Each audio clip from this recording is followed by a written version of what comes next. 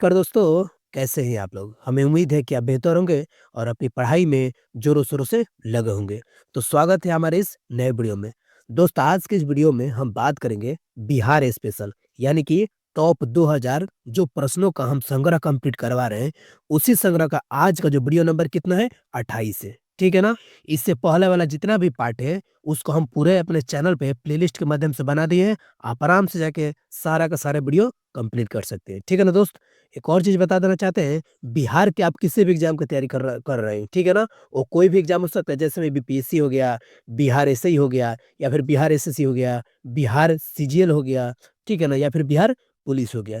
यानी कि बिहार के किसी भी एग्ज़ाम की तैयारी कर रहे हो, ठीक है ना? ये सीरीज़ आपके लिए काफ़ी ज़्यादा इम्पोर्टेंट होने वाला है, ठीक है ना? तो एक बार इस वीडियो को ध्यान से देखिए और जितने भी हम वीडियो कंप्लीट करवाए हैं ना, ईमानदारी से एक बार उसको देखिए, खुद आपको समझ में आएगा ये वीडियो और ये प्रश्न आपके लिए कितना महत्वपूर्ण होने वाला है। ठीक है ना दोस्त? तो चलिए हम बिना समय गवाए सीधे अपने प्रश्न की तरफ चलते हैं और पॉइंट टू पॉइंट कंप्लीट करते हुए आगे बढ़ते हैं। ठीक है दोस्त? तो चलिए, आज का जो प्रश्न पहला प्रश्न क्या है यानी कि 271 नंबर सवाल क्या है? ठीक है ना? इससे पहले यानी कि 270 पूरे के पूरे कंप्लीट करा दिए गए। आराम से जाके आप हमारे चैनल को विज़िट कर सकते हैं। ठीक है? अब चलते हैं, बात करते हैं प्रश्न को। क्वेश्चन क्या है? बोल रहा है कि मध्यकाल के जो बिहार शरीफ यानी कि जो बिहार शरीफ के जो नगर है, वो आखिर क्यों महत्वपूर्ण रहा था? ठीक है ना? मध्यकाल वो बात कर रहे हैं, ठीक है ना? पहला बोल रहा है कि व्यापार केंद्र के रूप में, या फिर दूसरा बोल रहा है विद्या केंद्र के रूप में, या फिर तीसरा बोल रहा है प्रशासनिक केंद्र के रूप में, या फिर चौथा बोल रहा है धार्मिक केंद्र के रूप में। अब बताइए इसका सही आंसर क्या है? ठीक है ना? देखिए, ऐसे प्रश्न को देखकर बिल्कुल ही नहीं भागना है दोस्त। क्यों? क्योंकि ऐसे क्वेश्चन जो है मॉडरेट होते हैं, ठीक है ना? ये कथन टाइप का देते हैं, लेकिन आपको प्रश्नों को सही ढंग से समझना है, उसके बाद जाके आपको आंसर देना है। तो बताइए इसका सही आंसर क्या हो जाएगा? ये बात कर रहे हैं मध्यकाल के समय में जो बिहार शरीफ है, वो आखिर किसके लिए प्रसिद्ध था या फिर महत्वपूर्ण है? तो याद रखिएगा, पहला जो है यानी कि 2 नंबर विद्या के लिए बहुत ज़्यादा महत्वपूर्ण था और चौथा है धार्मिक केंद्र के रूप में काफ़ी ज़्यादा महत्वपूर्ण था। तो इसका सही आंसर क्या हो जाएगा? ऑप्शन नंबर डी यानी कि 4, 2 और 4। ठीक है ना? इसको आप ज़रूर याद रखिएगा, ठीक है ना? ऐसे क्वेश्चन बिहार में बहुत बार पूछे गए हैं और पूछने की भी संभावना है। ठीक है दोस्त? यानी कि 2 और 4 विद्या के लिए भी काफ़ी ज़्यादा प्रसिद्ध था और धार्मिक केंद्र के रूप में भी काफ़ी ज़्यादा प्रसिद्ध है, यानी महत्वपूर्ण था। ठीक है ना? चलते हैं, इसको और भी डिटेल्स में देख लेते हैं ताकि आपको कहीं भी दिक्कत ना हो। ठीक है दोस्त? तो देखिए, ध्यान से पढ़िएगा जो हम बता रहे हैं। बोल रहा है कि मध्यकाल में जो बिहार शरीफ, ठीक है ना? बिहार शरीफ धार्मिक केंद्र तथा विद्या के केंद्र के रूप में महत्वपूर्ण था। ठीक है ना? इसे पाल वंशीय राजा, कौन सा राजा? धर्मपाल के द्वारा शिक्षा के केंद्र के रूप में स्थापित किया गया था। ठीक है ना? इसको आप ज़रूर याद रखिएगा, कौन-सा? धर्मपाल के द्वारा। कौन से वंश था? पाल वंश के राजा थे। ठीक है ना? तो इसके शिक्षा केंद्र के रूप में स्थापित किया गया था। साथ ही साथ जो वदंतपुरी यानी कि महाविहार के नाम से विख्यात भी था। ठीक है ना? यहाँ पर विभिन्न स्मारकों को भी बनाया गया था। जैसे में कौन-कौन है? मालिक इब्राहिम का मकबरा और प्रसिद्ध सूफी संत सफरुद्दीन मनेरी की दरगाह भी प्रमुख है यहाँ पे। ठीक है ना? जो कि कल वाला वीडियो में इनके बारे में हम आपको अच्छा से विस्तार से बता दिए थे। ठीक है ना? बात करते हैं, कुछ बौद्ध विहारों के अवशेष भी यहाँ पर पाए जाते हैं। ठीक है ना? बिहार में बौद्ध अवशेष न पाए, बौद्ध विहारों का अवशेष न पाए, ये हो ही नहीं सकता है कि नहीं? अब हम चलते हैं अगले नंबर प्रश्न पे। हमें पूरा उम्मीद है कि आपको प्रश्न बेहतरीन ढंग से समझ में आ गया होगा। ठीक है दोस्त? अब हम चलते हैं अगले नंबर प्रश्न पे। अगला नंबर जो प्रश्न है 272 नंबर है। इसको आप ज़रूर ध्यान से देखिएगा। बोल रहे हैं कि उस क्षेत्र की पहचान करें जहाँ से यूरोपयासियों को सर्वोत्तम सोरा और अफ़ीम प्राप्त होता था। देखिए, सोरा बोल रहा है, ठीक है ना? और अफ़ीम बोल रहा है। सोरा वो होता है जो विस्फोटक पदार्थों में यूज़ किया जाता है, ठीक है ना? अफ़ीम जो होता है जो कि नशा क्या एक वो है, पदार्थ है, ठीक है ना? उससे प्राप्त करने का एरिया पूछ रहे हैं, यानी कि कौन-सा राज्य था, ठीक है ना? अब हम चलते हैं, पहला बोल रहा है बिहार, या फिर दूसरा बोल रहा है गुजरात, या फिर ऑप्शन सी बंगाल, या फिर ऑप्शन डी है मद्रास। अब बताइए इसका सही आंसर क्या हो जाएगा? ये जो क्वेश्चन है, ये बीपीएससी जैसे कि पी/क्यू पूछा हुआ, यानी बीपीएससी में पूछा हुआ सवाल है, ठीक है ना? तो बिल्कुल ध्यान से ऐसे प्रश्नों को करना है। तो इसका सही आंसर क्या हो जाएगा? ऑप्शन नंबर ए यानी कि बिहार। देखिए, ये बिहार राज्य जो है ना, ये अंग्रेजों के समय से ही, या फिर जब भी वो वहाँ पे चीन के साथ जब व्यापार होता था अंग्रेजों के समय में, वहाँ पर जो है सोरा और अफ़ीम की जो एरिया बिहार को काफ़ी ज़्यादा प्रसिद्ध माना जाता था। समझ में आ गया ना?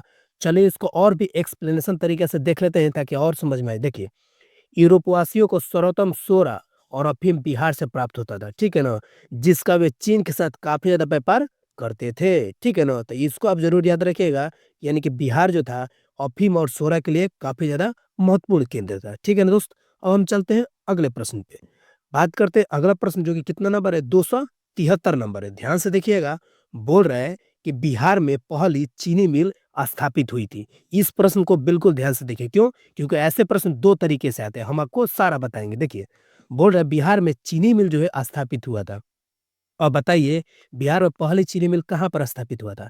ऑप्शन पे चलते हैं, मरौड़ा यानी कि सारण जो कि छपरा को बोला जाता है, ठीक है ना? बेतिया या फिर ऑप्शन नंबर सी मोतिहारी या फिर ऑप्शन नंबर डी पटना में। अब बताइए इसका सही आंसर क्या हो जाएगा? दोस्त कमेंट बॉक्स खुला हुआ है, आप अपनी राय और वीडियो से संबंधित कोई भी बात हो साझा ज़रूर करते रहिएगा, ठीक है ना दोस्त? तो बताइए इसका सही आंसर क्या हो जाएगा? तो देखिए बिल्कुल समय बिना गवाए आपको पॉइंट टू पॉइंट कंप्लीट कराते हुए आगे अपन बढ़ रहे हैं, ठीक है ना दोस्त? तो इसका सही आंसर हो जाएगा ऑप्शन नंबर ए यानी कि मरौड़ा। देखिए मरौड़ा जो था यानी कि सारण, ठीक है ना?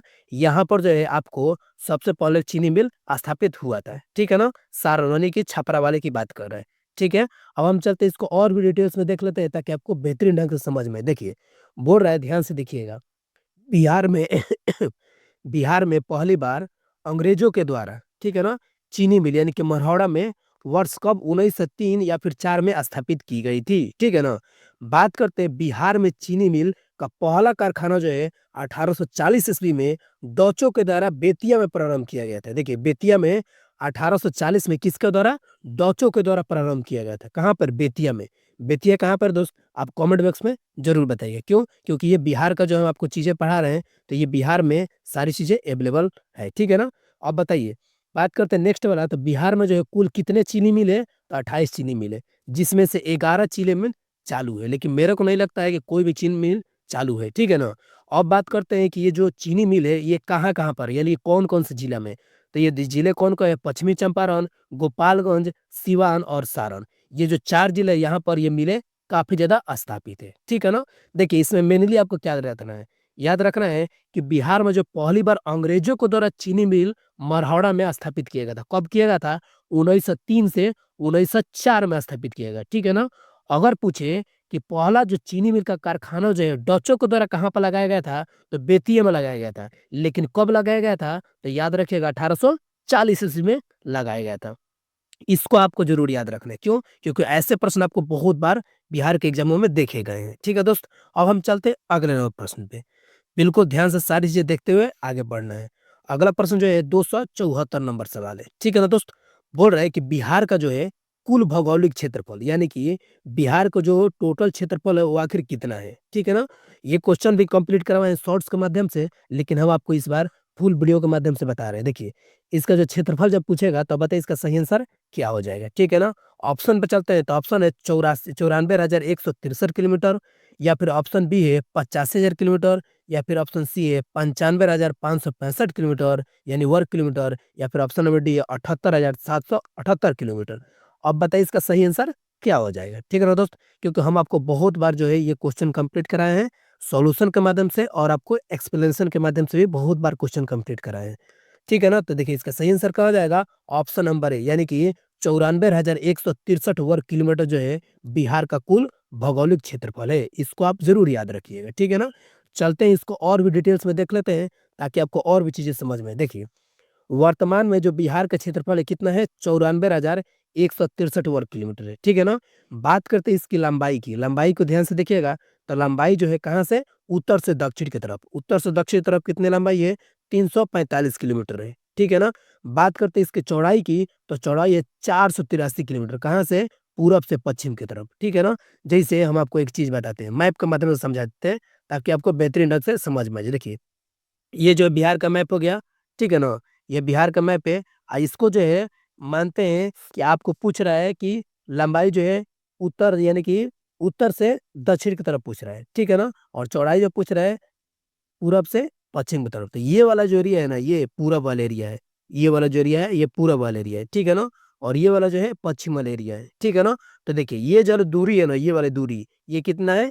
483 किलोमीटर है। कितना है? 483 किलोमीटर है। बात समझे ना? अगर पूछे कि जो उत्तर से दक्षिण यानी कि ये वाला एरिया एरिया जो है कौन सा है? उत्तर है। समझ में आ गया ना? ये वाला एरिया उत्तर है और ये वाला दक्षिण है। समझ में आ गया? तो इसकी जब बात पूछ रहा है तो इसको याद रखिएगा, इसकी जो पद पूछ रहे थे इसकी याद रखिएगा कितना हो जाएगा ये वाला एरिया? ये हो जाएगा 345 किलोमीटर। समझ में आ गया ना?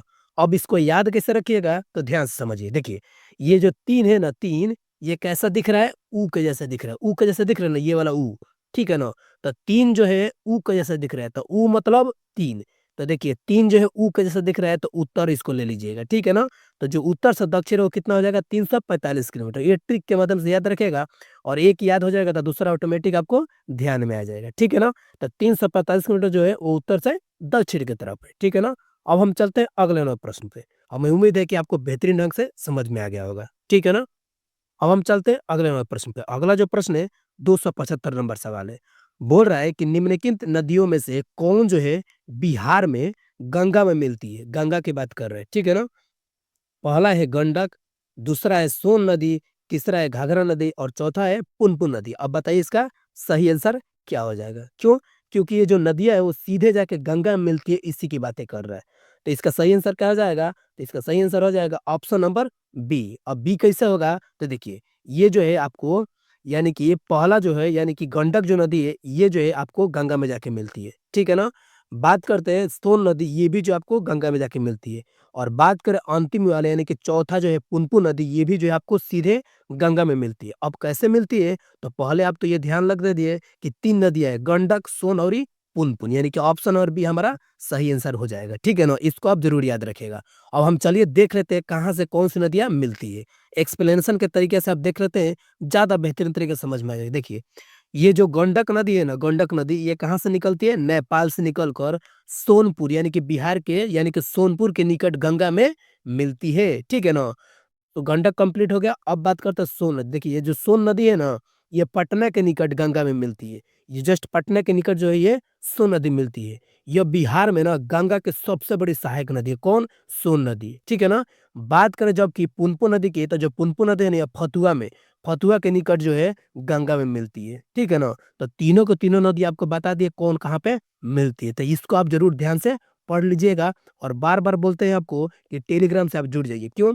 क्योंकि जो चीज़ें हम पढ़ा देते हैं, उसको ऑटोमेटिक पीडीएफ के माध्यम से आपको टेलीग्राम पे भेज देते हैं। और जब आपके पास ये पीडीएफ रहेगा तो आप आराम से रिवीजन कर सकते हैं, ठीक है ना? तो आराम से जो है कमेंट बॉक्स में आपको लिंक टेलीग्राम का पिन कर देंगे, आराम से जाकर ज्वाइन कर लीजिएगा, ठीक है ना दोस्त? अब हम चलते हैं अगले नंबर प्रश्न पे। अगला जो प्रश्न है, ध्यान से देखिएगा। ये जो प्रश्न है 276 नंबर प्रश्न है। बोल रहा है कि बिहार में जो कृषि का जो स्वरूप है, वो आखिर क्या है? ठीक है ना? जो कृषि का जो स्वरूप है आखिर क्या है? पहला जो बोल रहा है जीवनदायी है, या फिर दूसरा जो बोल रहा है व्यावसायिक है, या फिर तीसरा जो बोल रहा है निर्यातोन्मुखी है, या फिर चौथा जो बोल रहा है आत्मनिर्भर है। अब बताइए इसका सही आंसर क्या हो जाएगा? क्यों? क्योंकि बिहार में तो आपको मालूम है सबसे ज़्यादा क्या होता है? खेती होती है, यानी कि कृषि होता है। और इसी की क्वेश्चन ये पूछा हुआ है, ठीक है ना? तो देखिए इसका सही आंसर क्या हो जाएगा? ऑप्शन नंबर डी, यानी कि सबसे बड़ा सॉरी ऑप्शन नंबर ए हो जाएगा, ठीक है ना? क्यों? क्योंकि ये सबसे बड़ा है कि यहाँ पर जो कृषि लोग करते हैं ना, ये जीवन यापन करने के लिए करते हैं, ठीक है ना? तो इसका सही आंसर क्या हो जाएगा? ऑप्शन नंबर केवल 1 यानी कि ए हो जाएगा, यानी कि ऑप्शन नंबर ए हो जाएगा। ये जीवनदायी है, ठीक है ना? इसको आप ज़रूर याद रखिएगा, ठीक है? क्यों? क्योंकि यहाँ की जो कृषि आपको मालूम है टुकड़ों में बटी हुई है और सबसे ज़्यादा लोग ना बिहार में कृषि के ऊपर ही डिपेंड है। क्यों? क्योंकि यहाँ पर आपको मालूम है कि इंडस्ट्री जो है बहुत ज़्यादा ना के बराबर है। इसी वजह से कृषि पे लोग काफ़ी ज़्यादा डिपेंड है, ठीक है? तो हमारा सही आंसर क्या हो जाएगा? केवल 1 यानी कि ऑप्शन नंबर ए हमारा सही आंसर हो जाएगा, ठीक है? अब हम चलते हैं इसको और भी एक्सप्लेनेशन से समझ लेते हैं। देखिए, बिहार की जो कृषि है ना, उसका मुख्य रूप क्या है? जीवनदायी है, यानी कि जीवन को निर्वाह करना है, ठीक है ना? कृषि माना जाता है, यानी कि जीवनदायी कृषि माना जाता है। क्यों? क्योंकि यहाँ पर जो 80% जो एरिया है ना, वहाँ पर कृषि होती है और लगभग बिहार के जो 85% लोग हैं ना, वो कृषि पर ही डिपेंड है, यानी कि कृषि पर ही निर्भर है और इसी वजह से ये कृषि को जो बिहार के कृषि को जीवनदायी माना जाता है। समझ में आ गया ना? तो चलिए हम अगले प्रश्न पे चलते हैं। हमें पूरा उम्मीद है कि आपको समझ में आ गया होगा सारी की सारी चीज़ें, ठीक है? अब हम चलते हैं अगले नो प्रश्न पे। अगला जो प्रश्न है वो 277 नंबर सवाल है। कितना है? 277 नंबर सवाल है। बोल रहा है कि मुंगेर का जो है बरही तलाल विरोध कौन है? बरहिया ताल विरोध का उद्देश्य क्या था? ठीक है ना? यानी कि मुंगेर का जो बरहिया ताल विरोध था उसका मेन उद्देश्य क्या था? ऑप्शन पे चलते हैं तो ऑप्शन नंबर ए बोल रहा है बकासत भूमि की वापसी की मांग थी, या फिर ऑप्शन नंबर बी बोल रहा है मुस्लिम किसानों का शोषण बंद हो इसके लिए था, या फिर ऑप्शन नंबर सी है कि जमींदारी प्रथा की समाप्ति इसके लिए था, या फिर ऑप्शन नंबर डी है वर्ग युद्ध की शुरुआत करना इसका था। बताइए इसका सही आंसर क्या हो जाएगा, ठीक है ना? क्योंकि बिहार के एग्जाम में ये क्वेश्चन बहुत बार पूछा हुआ है, तो हमने सोचा इसको भी कंप्लीट करा दिया जाए, ठीक है ना दोस्त? तो देखिए इसका सही आंसर क्या हो जाएगा, तो ऑप्शन नंबर ए यानी कि बकासत भूमि जो है ना उसकी वापसी के मांग के लिए जो है जमींदारों में और किसानों के बीच में काफी ज्यादा वहां पे आंदोलन हुआ था, जिसकी वजह से जो है बकासत भूमि की वापसी की मांग के लिए ये बरहियताल विरोध का उद्देश्य था। समझ में गया ना? तो ऑप्शन नंबर ए हमारा सही आंसर हो जाएगा, ठीक है ना दोस्त? अब हम चलते हैं इसको सॉल्यूशन के माध्यम से देख लेते हैं, ताकि और भी चीज आपको समझ में आए। देखिए बरहिताल आंदोलन सर्वप्रथम जो है किसान आंदोलन है, इसको आप जरूर याद रखें। क्या है? किसान आंदोलन है। यह आंदोलन जो था ना वर्ष 1936 के जून में शुरू होकर और वर्ष 1939 के मध्य तक चला रहा था, ठीक है ना? अब बरहियताल जो है मुंगेर आंदोलन का उद्देश्य जो था मेनली क्या था, बकासत भूमि की वापसी की मांग करना था। यह जो विरोध था ना यह जमींदार वर्सेस किसान आंदोलन के साथ था, ठीक है ना? इसीलिए इसको जो किसान आंदोलन का रूप दिया गया है। समझ में आएगा ना? तो इसका मेनली उद्देश्य जो था वो बकासत भूमि के वापसी का मांग था। समझ में आ गया? अब हम चलते हैं अगले नंबर प्रश्न पे। दोस्त आपका बिल्कुल समय नहीं गंवाया जाएगा, पॉइंट टू पॉइंट सारा क्वेश्चन जो है जितना हो सकता है एक वीडियो में पूरा कंप्लीट कराया जाएगा, ठीक है ना दोस्त? अब हम बात करते हैं 278 नंबर सवाल। ये प्रश्न जो है बिल्कुल ही बिहार के एग्जाम में काफी बार पूछा हुआ है, ठीक है ना? और ये जो है पटना उच्च न्यायालय की स्थापना के बारे में पूछ रहे हैं, ठीक है? बोल रहा है कि पटना उच्च न्यायालय की स्थापना कब हुई थी, ठीक है ना? पटना जो उच्च न्यायालय है आपको फोटो के माध्यम से भी दिखा दिए हैं, ताकि आपको कहीं भी दिक्कत नहीं। देख रहे हैं ना? पटना हाई कोर्ट की बातें पूछ रहे हैं। आखिर ये स्थापना जो है कब हुआ था, ठीक है ना? अब ऑप्शन पे चलते हैं तो ऑप्शन ए बोल रहा है 1916 में, या फिर ऑप्शन बी बोल रहा है 1917 में, या फिर ऑप्शन सी बोल रहा है वर्ष 1918 में, या फिर ऑप्शन डी 1921 में। अब बताइए इसका सही आंसर क्या हो जाएगा? जो पटना उच्च न्यायालय है यानी कि पटना हाई कोर्ट है इसकी स्थापना जो है कब हुआ था? तो देखिए हमेशा याद रखिएगा ये ऑप्शन नंबर ए यानी कि वर्ष 1916 में जो है पटना उच्च न्यायालय की स्थापना हुआ था, ठीक है ना? इसको आप जरूर याद रखें कब हुआ था, 1916 में। एक दो बार रिवीजन कीजिएगा, सारा का सारा चीजें समझ में आएगा, ठीक है ना दोस्त? अब हम चलते हैं इसको और भी एक्सप्लेनेशन से समझ ले। देखिए बोल रहा है, ध्यान से समझिएगा, बोल रहा है कि पटना उच्च न्यायालय फरवरी 1916 को अस्तित्व में आया था, ठीक है ना? कब आया था? 1916 को अस्तित्व में आया था, जिसने मुख्य न्यायाधीश और 6 अन्य न्यायाधीशों के साथ अपना कार्य प्रारंभ किया था। यानी कि 6 और 1 मिलके 7, यानी कि जब शुरुआत हुआ था तो मात्र उसमें 7 व्यक्ति काम करते थे। कौन-कौन? एक मुख्य न्यायाधीश थे और 6 अन्य न्यायाधीश थे, ठीक है ना? उन्होंने अपना कार्य प्रारंभ किया था।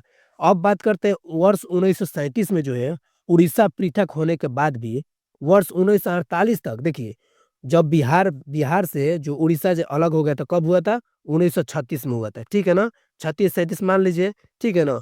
उसके बाद जब वो अलग होने के बाद भी 1948 तक ना पटना उच्च न्यायालय के अधीन था। यानी कि पटना उच्च न्यायालय के अधीन यानी जितने भी वहाँ पे काम होते थे सब पटना उच्च न्यायालय के अधीन होता था। कब तक? 1948 तक, ठीक है ना? अब हम बात करते हैं वर्तमान में। देखिए वर्तमान में जो है पटना उच्च न्यायालय में मुख्य न्यायाधीश और 14 अतिरिक्त न्यायाधीश सहित 29 नए अस्थायी न्यायाधीश हैं। यानी कि 29 जो है यानी कि 29 जो है परमानेंट है, परमानेंट जो है न्यायाधीश है। इसको आप जरूर याद रखिएगा, समझ में आएगा ना? तो ये जो भी है आपको चीजें जो फैक्ट के रूप में बताया जा रहा है इसको आप जरूर ध्यान से देखिएगा, ठीक है ना? क्योंकि यही जो है बार बार घूम फिर के क्वेश्चन आपको बिहार की एग्जामों में देखने को मिलते हैं, ठीक है ना दोस्त? तो इसको आप जरूर ध्यान से देखिएगा। अब हम चलते हैं अगले नंबर प्रश्न पे। अगला जो प्रश्न है इसको आप जरूर ध्यान से देखिएगा। बोल रहा है 279 नंबर सवाल है। बोल रहा है कि वर्ष 1930 और वर्ष 1931 में जो बरही कांग्रेस ने सफलतापूर्वक अंग्रेज हुकूमत को किस जिले में नाकाम कर दिया था? चार अब 4 जिले दिए गए, इसी जिला की बात कर रहा है कि कौन सा जो जिला था उसमें बरही कांग्रेस ने सफलतापूर्वक जो अंग्रेजी हुकूमत को खत्म कर दिया था या फिर उसके नाकाम कर दिया गया था, ठीक है ना? अब ऑप्शन पे चलते हैं तो ऑप्शन नंबर ए है मधुबनी, या फिर ऑप्शन नंबर बी भागलपुर, या फिर ऑप्शन नंबर सी गया, या फिर ऑप्शन नंबर डी मुंगेर। अब बताइए इसका सही आंसर क्या हो जाएगा, ठीक है ना? क्योंकि देखिए दोस्त इससे क्वेश्चन जो है ये भी जो है खासकर बीपीएससी में ये क्वेश्चन पूछा हुआ है, ठीक है ना? इसीलिए हमने इसको कंप्लीट भी करा दिया है, ठीक है? तो देखिए इसका सही आंसर क्या हो जाएगा? Option number D. देखिए मुंगेर जो जिला है ना मुंगेर, यहाँ पर जो है बरही कांग्रेस के द्वारा सफलतापूर्वक अंग्रेजी हुकूमत को ख़त्म तक कर दिया गया था और कितने महीनों तक वहाँ पर जो है अंग्रेजी हुकूमत नहीं आया था, ठीक है ना? तो मुंगेर को हमेशा याद रखिएगा, ऑप्शन नंबर डी हमारा सही आंसर हो जाएगा, ठीक है ना? अब हम चलते हैं इसको और भी सॉल्यूशन के माध्यम से समझ लेते हैं। देखिए, वर्ष 1930 और 31 के मध्य बरही कांग्रेस ने मुंगेर जिले में, ठीक है ना, कौन-सा? मुंगेर जिले में सफलता प्राप्त करते हुए अंग्रेजी हुकूमत को नाकाम कर दिया था और ये जो हिस्सा था, ये सविनय अवज्ञा आंदोलन का एक हिस्सा था। इसको आप ज़रूर याद रखें। किसका हिस्सा था? सविनय अवज्ञा आंदोलन का एक हिस्सा था। इसको आप ज़रूर याद रखिएगा, ठीक है ना दोस्त? अब हम चलते हैं इस वीडियो का आखिरी प्रश्न को देखते हुए और काफ़ी ध्यान से देखिएगा, ठीक है ना? और ये जो प्रश्न है 280 नंबर प्रश्न है। बोल रहा है कि बिहार के दक्षिण में, ठीक है ना? दक्षिण में झारखंड से कितने जिले साझा करते हैं? जो बिहार के जो दक्षिण वाला एरिया, कौन-सा दक्षिण वाला एरिया है? तो ये आपको बतइबे किए हैं कि कौन-सा दक्षिण वाला एरिया है। तो देखिए, ये जो है बिहार का मैप है, ठीक है ना? ये मैप है, ठीक है ना? उतना तो बेहतर नहीं बना लेकिन ध्यान से देखिएगा। बिहार का जो मैप है, अब मैप जो है इसके बीचों-बीच जो है गंगा नदी निकलती है। तो गंगा नदी जो है कितने जिलों से निकलती है? आपको बार-बार वीडियो में रिकॉल कर देते हैं ताकि आपको ध्यान में आ जाए, 12 जिलों से निकलती है।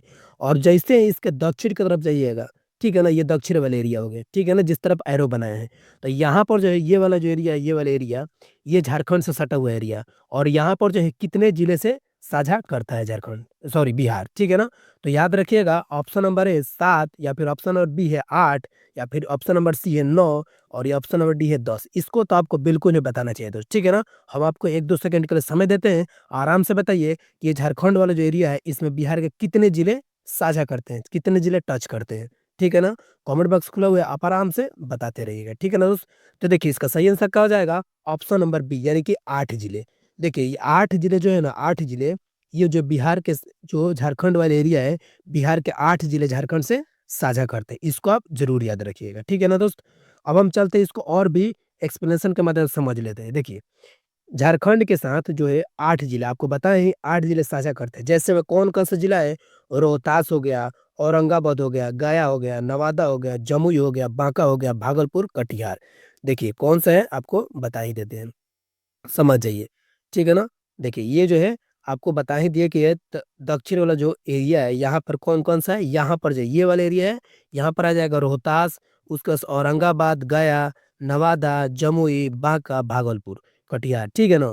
तो ये जो एरिया है यहाँ पर झारखंड से टोटल 8 जिले साझा करते हैं।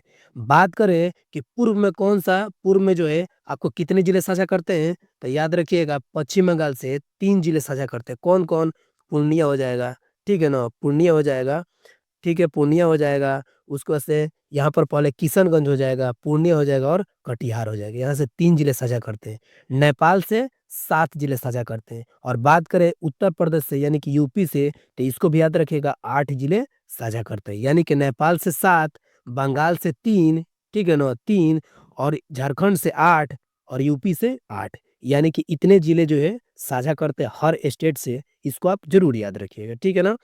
तो देखिए दोस्तों आज जो है हमारा 280 क्वेश्चन जो है पूरा का पूरा कंप्लीट होता है और हम सारा का सारा क्वेश्चन बिल्कुल वीवीआई कंप्लीट कराए हैं। आज जो भी बच्चे नहीं देखे इस प्लेलिस्ट, अब जाके हमारे चैनल पे पूरा का पूरा प्लेलिस्ट पड़ा हुआ है और उसको कंप्लीट कीजिए, ठीक है ना? और अपने एग्जाम को अचीवमेंट कीजिए, ठीक है ना दोस्त? एक और बात कि दोस्त अगर सच में वीडियो अगर बेहतर लगा हो, थोड़ा-सा भी हेल्पफुल लगा हो, तो चैनल को दिल से सब्सक्राइब कीजिएगा और हाँ, वीडियो को बिना लाइक किए जाना ही नहीं है, ठीक है ना? फिर से मिलते हैं नेक्स्ट वीडियो में, तब तक आप अपना ख्याल रखिए और खूब मन लगा कर पढ़ाई कीजिए। चलिए मिलते हैं नेक्स्ट वीडियो में, बाय।